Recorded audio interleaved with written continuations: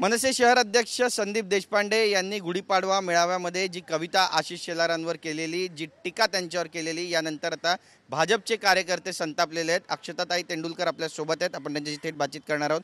तुम्ही 10 इंस्टाग्रामवर पोस्ट टाकलेले आहेत, पोपट पंची असा उल्लेख केला आहे आणि तुमचं जे पोस्टर आहे ते सुद्धा सर्वत्र व्हायरल होताना पाहायला मिळत आहे। काय तुमची भावना या सगळ्या संदर्भातली आणि संदीप देशपांडे यांच्यावर तुम्ही टीका केली आहे, काय म्हणाल? सर्वप्रथम एकच पोपटपंची होते सकाळचे 9च्या, आता दुसरा पोपटपंची आपल्याकडे। आणि ज्यांना आता अचानकपणे मुंबई अध्यक्ष शहर अध्यक्षपद कुठेतरी असं वाटतंय की पब्लिसिटी, त्यांना दादरच्या बाहेर कोणी ओळखतच नाही।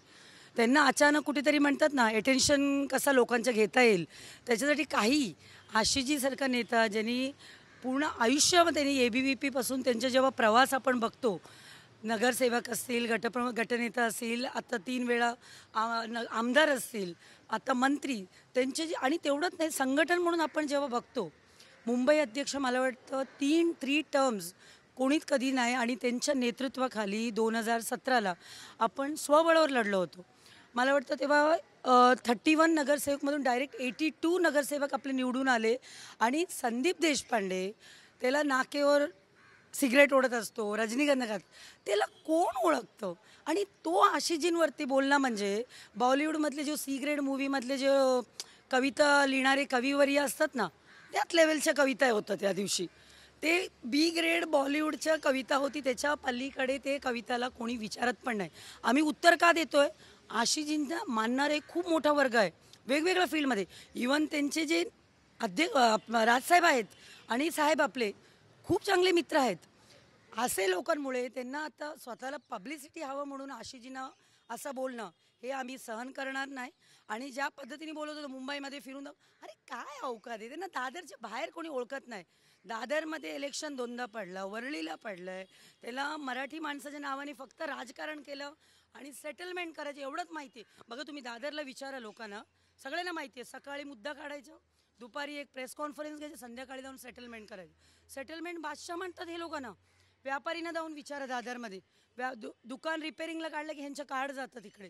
असं ह्यांचा पक्ष आज संदीप देशपांडे साहेबांना बोलून जे काय सुरुवात केलं आहे ह्याचं एंड आम्हीच करणार आहोत। काय करणार? एंड करणार म्हणजे काय करणार? जेव्हा येणाऱ्या इलेक्शनला यांना कळेल एंड म्हणजे काय असतं।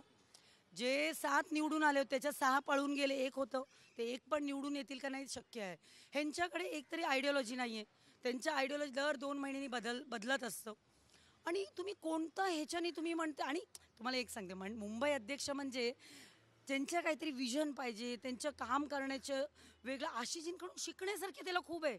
टार्गेट करण्यापेक्षा आशिषजींचं काम करण्याच्या पद्धत त्याने जरा शिका, ते बघा ते कसं काम करतात तळागाळात। ते प्रत्येक कार्यकर्त्याला नावाने ओळखतात, प्रत्येक वॉर्ड अध्यक्षाला नावाने ओळखतात, प्रत्येक वॉर्डमधलं गणित त्यांना माहिती आहे। म्हणून 31 नगरसेवकमधून 82 नगरसेवक निवडून यायचं म्हणजे सोपं नव्हतं भाजपला। नक्कीच, पण आशिष शेलार यांनी कुठलीही प्रतिक्रिया यावर दिली नाहीये, कार्यकर्ते मात्र व्यक्त होत आहेत। बरोबर आहे, आशिषजी नेते आहेत, असे चिल्लर लोकांना कशाला ते प्रतिक्रिया? आम्ही आहोत ना, आपण सक्षम आहोत, आम्ही त्याला बरोबर त्याला उत्तर देऊ। आशिषजींना उत्तर द्यायची गरजच नाही, आशिषजी नेता आहेत, महाराष्ट्र लेवलचे नेता आहेत। आज ते BCCI मध्ये ट्रेजरर आहे। आशिषजींवर जी टीका केली आहे ती कार्यकर्त्यांच्या जिवारी लागली असं म्हणावं? डेफिनेटली त्यांच्या छत्रछायाखाली आपण कितीतरी कार्यकर्ता, त्यांना बघून आम्ही शिकतोय, त्यांच्यासाठी काम करतोय, पक्ष संघटन वाढीसाठी आम्ही काम करतो। हा कोण आहे? संदीप देशपांडे कोण आहे? त्याला दादरला कॉर्नरला उभं राहून सिगरेट ओढणं आणि रजनीगंधा खाणं म्हणजे नेता नाही आहे, नेतृत्व पण नाही आहे। तू नगरसेवक जेव्हा आता BMC येईल, तू दाखव तुझं, किंवा नेक्स्ट इलेक्शनला आमदारकीला आशिषजींच्या समोर उभं राहून दाखव।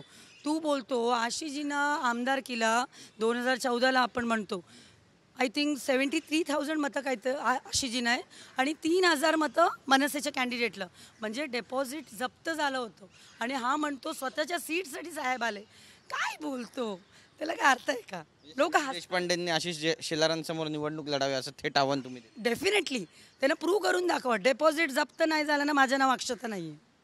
नक्कीच, पुढची नेमकी भूमिका काय असणार आहे तुमची? याचा विरोध तुम्ही करतच राहणार का अशा पद्धतीनं संदीप देशपांडे यांनी केलेल्या वक्तव्यांचा? कारण संदीप देशपांडे म्हणतात की मी कविता केली होती पण तो विषय तिथपुरताच होता, त्यात तोपर्यंतचाच होता। आता जो खरा विषय आहे तो मुंबईचे रस्ते, मुंबईचे खड्डे, मुंबईचे तुंबलेली गटारं, नालं, या सगळ्या मूलभूत सुविधांवरती आम्ही बोलतोय। ज्यांनी आशिषजींना टार्गेट केलं पब्लिसिटीसाठी.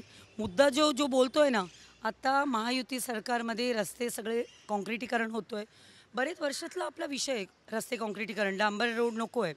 आणि जो आपलं सीवेज ट्रीटमेंट प्लॅन्ट आहे, जे राजसाहेबांनी गंगा असेल, मिठी रिव्हर असेल, हा सगळे विषय व्हिडिओवर ते काहीतरी बोलत होते. पण आज आपण बघतो मोदीजींनी सीवेज ट्रीटमेंट प्लॅन्ट मुंबईमध्ये सगळ्यात मोठा प्रोजेक्ट भारतीय जनता पार्टीच्या नेतृत्वाखाली होतो आहे. जे काय समुद्रात एवढा वर्ष गटरचे पाणी जे सोडत होते त्याच्या कुठेतरी आम्ही ते थांबवणार आहे. हे नुसतं बोलू शकतात, काम भारतीय जनता पार्टीत करणार आहे.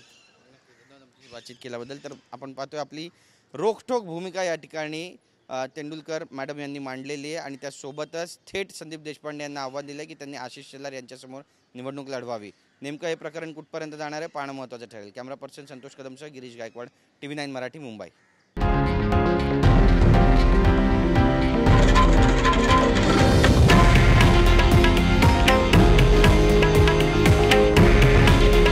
हे आहे देशातील नंबर 1 न्यूज नेटवर्क आणि आपण पाहत आहात TV9 मराठी.